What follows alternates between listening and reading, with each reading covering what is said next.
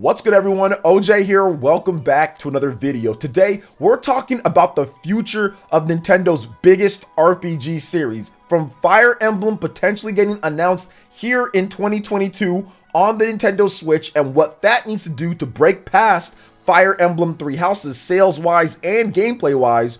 Also, Xenoblade Chronicles 3. What can Monolith Soft do to break past what they had with Xenoblade Chronicles 2 and even sell more than 2 million copies from a gameplay perspective and also from a presentation standpoint? And last but definitely not least, the game that's dropping this week, Pokemon Legends Arceus, what they can do to further evolve the Legends line of games and keep this into a separate thing that can balloon into a big single-player based experience for Pokemon fans and Nintendo fans out there. But before we get into any of that, please make sure you hit that like button, subscribe if you're someone new, click that notification bell to get our videos first every single day, 7:30 a.m. Eastern time on the channel. And also drop a comment in terms of what series you like the most out of the three that we're going to be discussing here. Now let's go ahead and first start off with Fire Emblem on the Nintendo Switch, because I think this game is going to be happening. Now, we do not have an official confirmation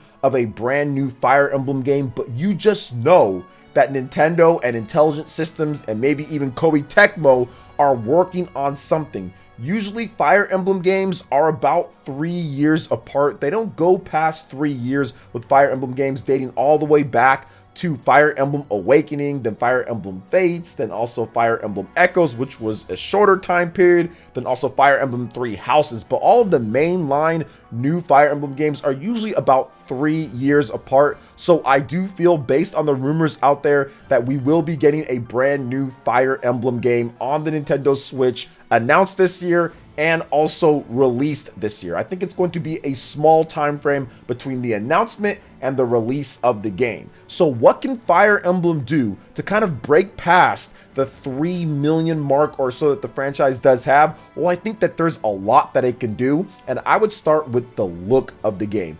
Fire Emblem has some of the most sound, fantastic gameplay out there, and we'll get to the tweaks that they can do to the gameplay in just a bit. But I feel that the first thing that you need to do is just make it look a bit more appealing, because we know the gameplay is good.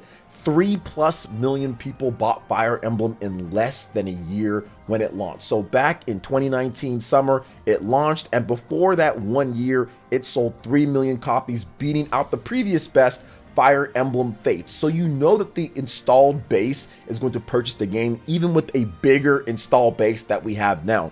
Also, Nintendo's marketing for Fire Emblem Three Houses was fantastic. Doing the 3 routes and having people kind of pick your allegiance, that's great. But they don't necessarily need to continue that in order to have success with Fire Emblem, because I feel that the gameplay and the review scores of Fire Emblem Three Houses convinced a lot of people to try it out when they've never played a Fire Emblem game, and I feel that most people actually liked what they played from Fire Emblem Three Houses. So you don't necessarily have to have that same theme, that same moniker, in order to get more people to jump in. And I think that this is where the graphics plays a part, because if you can keep all the people that you got with Three Houses because of that solid gameplay and because of the story, so if you shape up those graphics a bit, you're going to get even more people to jump in from the beginning, because they already know that the gameplay is solid, but they want to see something that looks a little bit higher quality from that end. And based on the rumors that we've seen so far, I think that Fire Emblem Three Houses is going to make that next jump, now that they're not scrambling and delaying the game multiple times to get it on the Switch. Because you remember,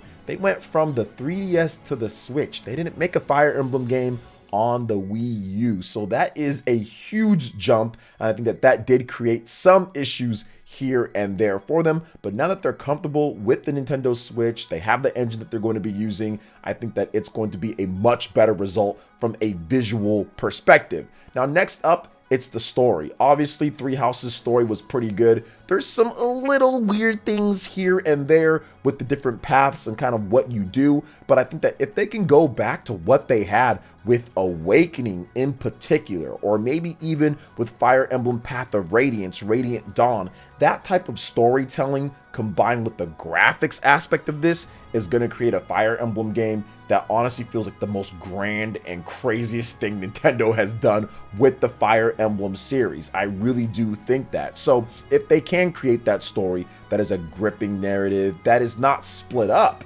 right? Now that you've already done that, you tried it, that's okay. You don't have to do the same thing. I think that they can create something that's awesome. So that's another tweak that they can do in order to make Fire Emblem 2022 on the Switch, or the new Fire Emblem game, even bigger than what we had with Three Houses. Now, audio, that's part of the presentation, but I do feel that audio is a key thing in a lot of these games. I think that with the cinematics of Fire Emblem, having that nice surround sound, or having better audio quality just in general for those with the setups, would be really good. It's not like Fire Emblem Three Houses is bad, because it's not, but it would be really cool if it actually had some really good sound quality built into it, based on it being a wartime type of game, a lot of times with multiple troops on the stage, and sometimes the audio seems a bit lackluster here and there. So if you combine those three things that I just talked about, already with the amazing gameplay that Fire Emblem has offered for decades now, that's going to create an experience that a lot of people are going to want to jump into that have never purchased the game before, and that's what you need. If you want a game to break past a previous bestseller, you need new people to jump in that have never played it before. And I think that those three things, the graphics, the story, and the audio, along with some little gameplay tweaks here and there that they can do, which they've done over the years. They've made it easier to play. They've made it to where the permadeath was toggling. They've had multiple difficulty options. These are all things that enhance the gameplay for a broader range of people. Still give the hardcore fans what they want, but then also let other people play the game too. So I think that a few more tweaks here and there, along with the rest of the stuff here, and Fire Emblem is gold. It is going to be a gold mine. They can probably sell 4 to 5 million copies of this new Fire Emblem, with 100 million plus install base launching this time around. So we'll see if all of this does happen. Next up is Xenoblade Chronicles 3. Once again, another game that's been rumored at this point. I've talked about it various different times, what they need to do for this, but I did want to consolidate it into a video with other RPGs, and of course talk about it this year for the new users as well. So I do think that Xenoblade Chronicles 3, there's rumors about the game, and I feel that it will be announced this year. Now, I'm hearing a few different things with Xenoblade Chronicles. I don't have anything officially that I can say, okay, I'm 100% on, but I am hearing maybe it's going to be announced this year and it's going to drop next year. So maybe it's announced at a fall direct and then it launches in early 2023.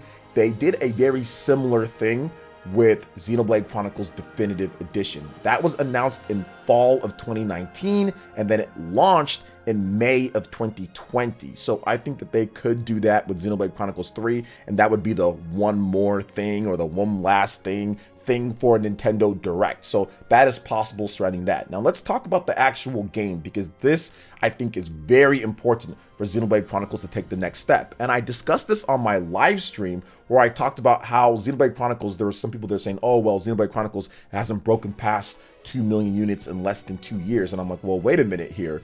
If you compare Xenoblade Chronicles and its development when it comes to sales to Fire Emblem, it took Fire Emblem decades to get to the 2 million mark. It wasn't until Awakening. Awakening broke past that, but there were multiple Fire Emblem games. Yes, not all of them were localized. I get that, but there were still multiple Fire Emblem games that launched, more than Xenoblade when it comes down to it. Because remember, Xenoblade Chronicles 2, that had the best selling in the franchise at 2 million units plus. We heard about that a while ago, but that was only the third game in the franchise. Fire Emblem, by Awakening's time, already had multiple games. They had games on the GBA, they had games on also the Wii. They had 2 games on the Wii. There was games on the GameCube. So there were more games, or more points in the entries of those games. There was Fire Emblem games on the DS as well with the remakes. So Fire Emblem had a lot more shots and had a lot more time to build up what it wanted to do here in the West before it was able to break through finally in 2013 with Fire Emblem Awakening. So I do feel that Xenoblade is on a faster track at this point, because in its third entry, it got to 2 million plus sales. So with this one here, I think that the graphics, the look of the graphics and the gameplay, these are 2 things that are going to have to go hand in hand with Xenoblade breaking past that 2 million faster than what it did, which it does have a big opportunity.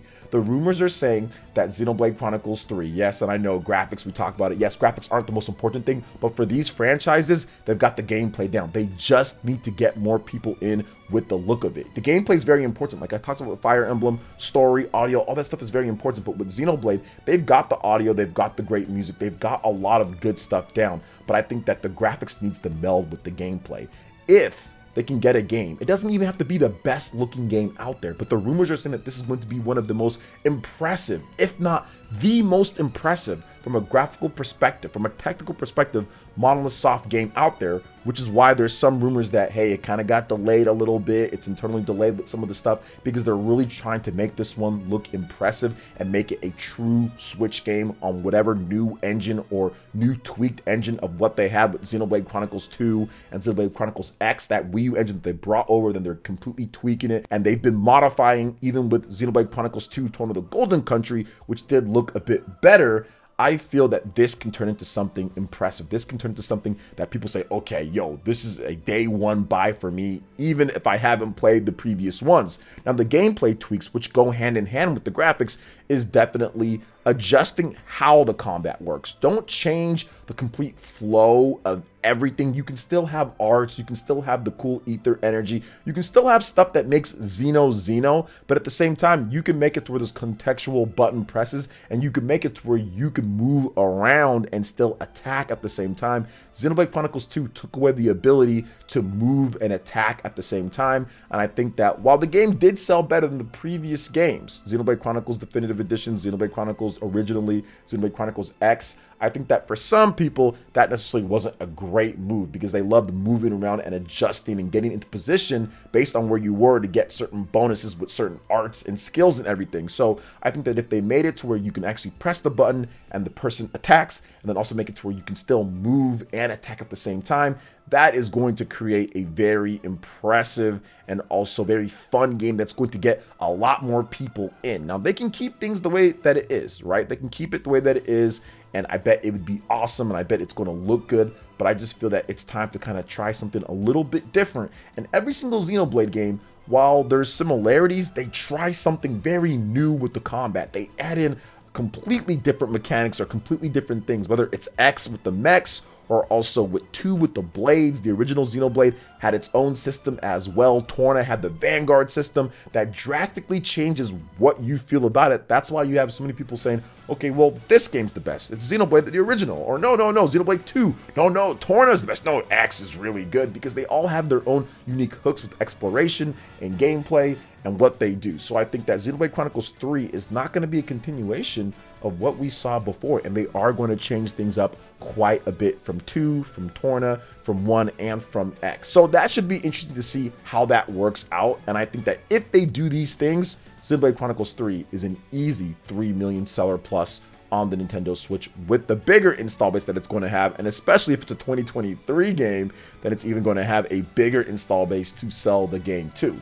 Now, last but definitely not least is a game that's coming out that we know that's confirmed, and it's here. That is Pokemon Legends Arceus. Now, I do want to say that there is no spoilers in this, and I have not played the game. I've only seen what the official information is about the game. I have seen a few things in terms of non-spoiler quality of life stuff that they've added into the game, but I have not played the game. I have not done anything like that, so rest assured I'm not going to spoil anything. I'm simply going off of what they've shown and basically what they could do to evolve that. So Pokemon Legends Arceus, I think that this is the absolute right direction for Nintendo, for the Pokemon Company, for Game Freak. This is great to see because we're finally getting that Pokemon single player experience that I've been wanting for quite some time. I've always stated with Pokemon that it's really hard to balance a RPG where there's multiplayer involved, because when you do that, you can't do really cool things. It's like SMT. In SMT, you can do so many cool things with it because it's not a multiplayer PvP type of game. A lot of stuff would be broken and busted if you did what they did in the game. So I feel that with this one, where you don't have to worry about that, all you have to worry about is trading multiplayer wise, and that's okay. You trade busted Pokemon for busted Pokemon, that's okay, it's no big deal. But in Arceus, it's like, hey, you know what, you can just kind of have a lot more room and freedom to do stuff with the single player, and you see that with the noble battles, and that's kind of the thing that I wanted to talk about, along with the graphics, of course, should be better, and I think they will as Game Freak gets more experience and continues to develop on Nintendo's HD platforms here. Because remember, once again, they went from portable, handheld, Nintendo 3DS to the Switch. That's a big jump. They didn't make games on the Wii U, Heck, they didn't even really make games on the Wii. So it's definitely a jump for them. And obviously the graphics need to be improved for Pokemon Legends, but I think that gameplay is so important here with Pokemon, because Pokemon Sword and Shield sold 20+ million units, and that didn't have great graphics. It's about the gameplay and what they do with that, and it's about the story and what they do with that. And so far, it's looking like Pokemon Legends Arceus is a knockout when it comes to the gameplay. So here's what I'd like to see them evolve on. Obviously, the noble battles, what Nintendo showed, they didn't show everything there, but that needs to be a thing. That needs to be something that can turn into side quests, that can be turned into secrets, that can be turned into super boss battles. I love the idea of fighting against a Pokemon that's enraged and you have to calm it down, and there's different types of ways that you can do that. So that is very good, and I think that's one of the better things about Pokemon Legends Arceus is they are having these different types of battles. I love the alpha battle system in there, to where you're just going around and there might be a Pokemon that's like 10, 15, 20 levels higher than you. You fight them, and if you can catch them, that is a great asset to your team to maybe take out some other noble battles that are really difficult, or hidden noble battles, or DLC expansions.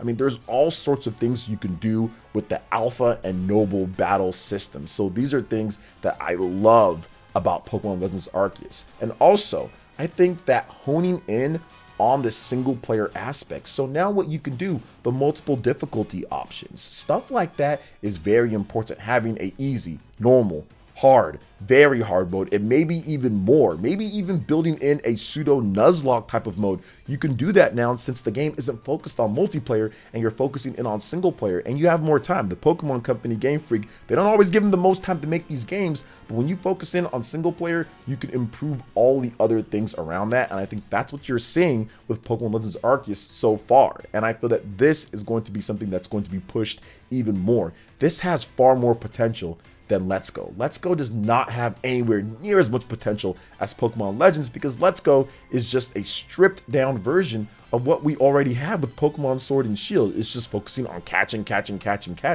That's great, but we already have that. You can do that a million times on Pokemon Sword and Shield without all the extra content that game gives you. So there's really no need for that. If you want a Let's Go experience, you can just play Let's Go on the mobile phones. I think that Nintendo, Pokemon Company, and Game Freak are going to go forward with this idea, which is the Legends. Don't waste time on Let's Go, although there might be a new Let's Go game this year, guys. They could be doing that. Maybe they do multiple ones, but to me, it should really be a two-pronged attack with Pokemon Legends and do different regions, and then the Pokemon New Generations, just Generation 9, the next generation, and all of that. So I think that there's a lot to like here, a lot to improve, and I feel that the Pokemon Company, Nintendo, Game Freak are going to get that done. But overall, here in 2022, I think that this could be one of the most explosive years RPG-wise for Nintendo, especially if Xenoblade Chronicles 3 and Fire Emblem 2022 show up, along with already stuff like Triangle Strategy and Pokemon Legends Arceus.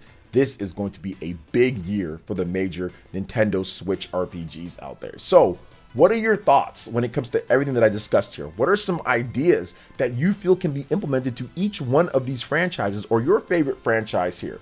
Let me know in the comment section below. All right, guys, that wraps it up for this video here. Thank you so much for watching. I do appreciate it. Please make sure you hit that like button, subscribe if you're someone new, click that notification bell, and we will see you for the next video.